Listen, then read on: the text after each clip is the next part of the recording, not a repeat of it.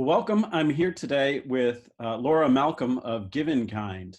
As you know, this podcast is really focused on how we can make a difference in the midst of the COVID crisis and what are the things we can do while we're still on sequester. So, Laura, welcome. And could you start by just telling us a little bit about Giveinkind, because it seems like an amazing platform to help in this time of need? Absolutely. Thank you so much. And thank you for having me today. Giveinkind is a social platform for allowing people to coordinate support through major life events or disruptions. So traditionally, that's been everything from new babies, postpartum support, surgery recovery, cancer support, grief and loss, all these times in life where friends and families come together to support one another. And so on the Giveinkind platform, you can create a page for support, and that contains a care calendar. So things like meal drop-offs, pet support, childcare, transportation, and you can build a wish list and have your crowdfunding all on one page. So we created Giveinkind with the idea that there should be one place that allowed people to turn to when you're asking that question, how can I help? And really get it answered easily. Wow, that's amazing. So what inspired you to create Giveinkind? Yeah, so my husband and I unfortunately lost our first child to stillbirth when I was 8 months pregnant in 2013. And we lived in Los Angeles, but my family is from Seattle and my husband's family is from New York. And they wanted to help us, but they didn't really know how to from far away. So they all signed up on a meal calendar. We've maybe all heard of a meal train before, and they all jumped in to help. But then there were all these questions. Where can we order them takeout from? Who delivers groceries to them? How can we get them house cleaning? And they felt pretty helpless from far away. And so they did what most of us do, and they flooded our living room with flowers. But they also, it created a lot of extra work for them to figure out how to get us this help that they would have given us if we were in person.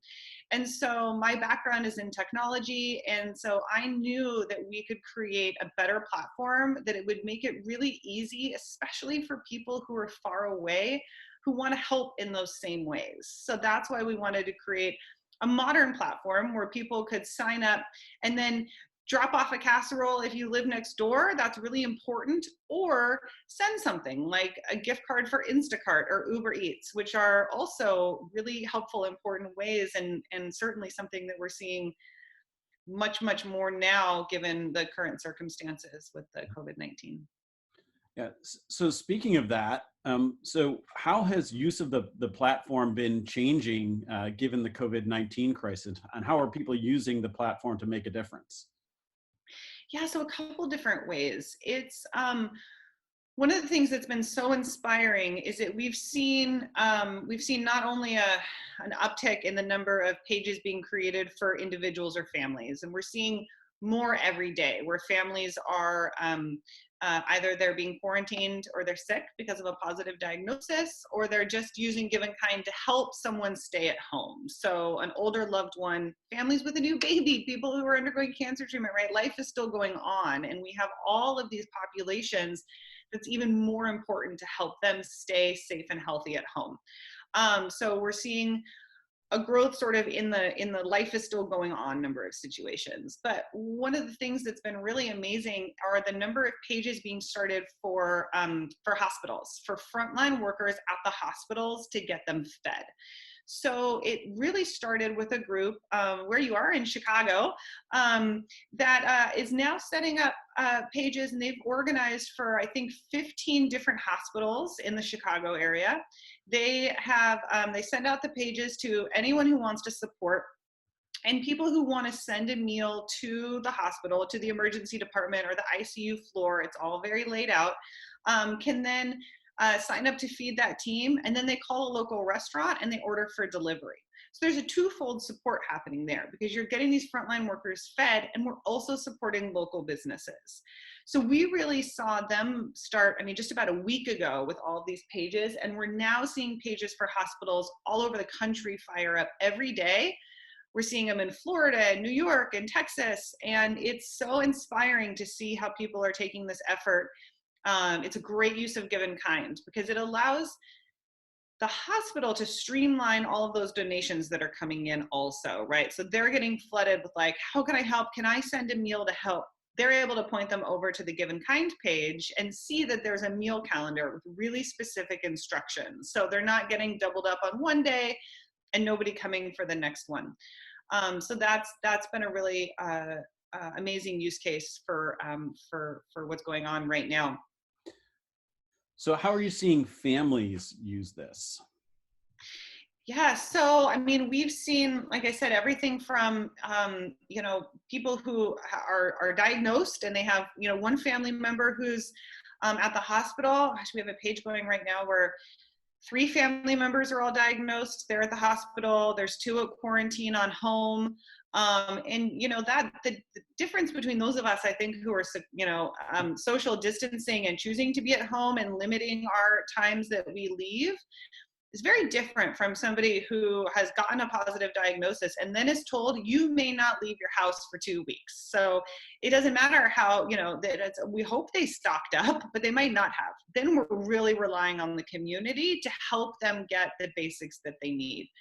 So Giveinkind really was designed for this community to household support. The idea that you create a page for the household, say what you need. You can add as many items to your calendar as you need. So, dinner drop off, grocery drop off, staples that might be needed in the house. You can connect an Amazon wish list if you have one and that's helpful to you. And so that's, but the families, like I said, life is still happening. Babies are still being born, and there's a lot of people who, need that extra support on a regular basis, and that's just growing given the current circumstances. Mm-hmm. So what are some of the most unique ways you've seen people use Giveinkind? Wow. So,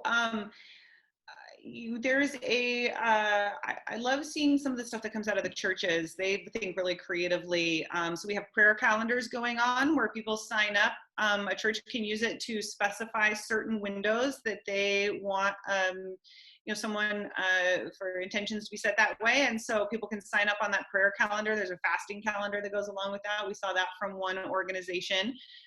You can use it for a phone tree for keeping, making sure that grandma's getting her phone calls every day, and the grandkids and great grandkids are staying on top of it. And so seeing people use that to make sure that there's windows of time that they know that phone call is coming every single day.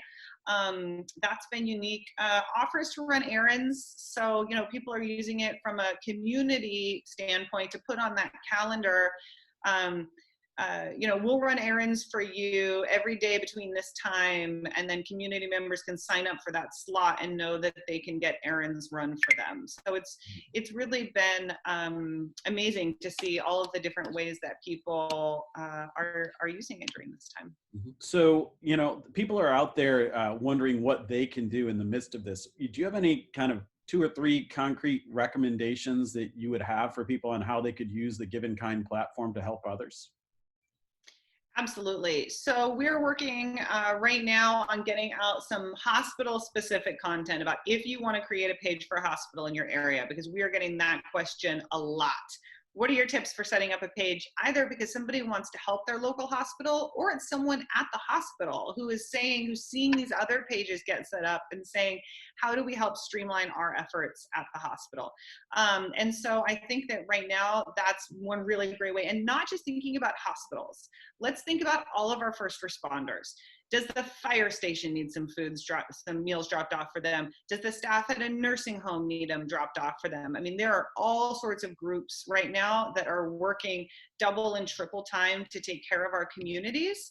And so I think that if you have people who want to both, again, support local businesses. I love the twofold part of this. Like, if we can be funneling more orders into our restaurants that are open, and our businesses and our catering companies that are open for business, and a lot of them are running specials for being able to make those donations. So they'll say, we have a 15-person meal kit, here's how much it costs, and we'll deliver it to the hospital, then that's a great way to do it. So I think that community support. I think that if you're a part of an organization like a church or a community group or a school, and you have multiple members of your community who could use support in different ways, then creating a page on Giveinkind is a great way to do that. And the page organizer can kind of take in those requests, put them on a calendar, and then open it up to anybody who wants to give support. So that's a great way. That's sort of the community to community support. And then again, I would just reiterate what we were built for, which was this community to household support. So if you have someone in your life who needs a little extra help staying home, set up a page for them. Set it up for grandma and grandpa. Help them know that their needs will be taken care of, that, you know, once a week, twice a week, somebody's coming by to drop off supplies that they might need. And really soften that ability to ask for help in those ways. So I think that those three different ways, sort of communities helping another community, and communities helping through an organization, and then community support for an individual or family, is really all three great ways to use Giveinkind. Awesome. Well, thanks very much. This has been really helpful, and gives us some concrete ways that we can organize our efforts to help others. So thanks for all that you're doing, and I hope that you're staying safe. Thank you, Andrew. I appreciate it. Take care. Okay.